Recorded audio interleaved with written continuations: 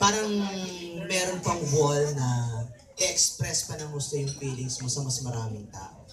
Okay, maraming salamat. Thank you for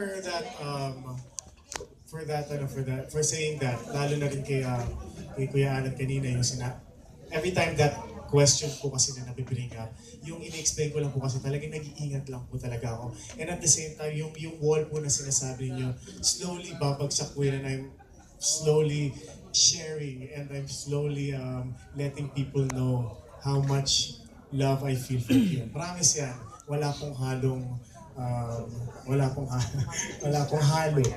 Pero for now, I'm sure parang satisfied ka naman kung ano yung nangyayari sa inyo ni Kim, di ba? Yes po. So meron ka bang parang iniisip na in the future dapat ganito yung gusto kong gawin, dapat ganyan, may mga ganun ba?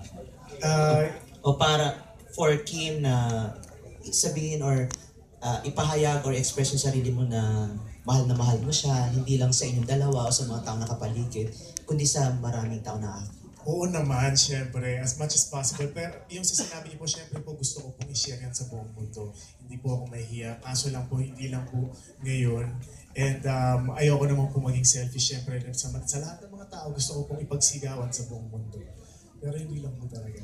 Oo, naintindihan naman namin yun. Kay Aiko naman. Charot. Agad. Agad.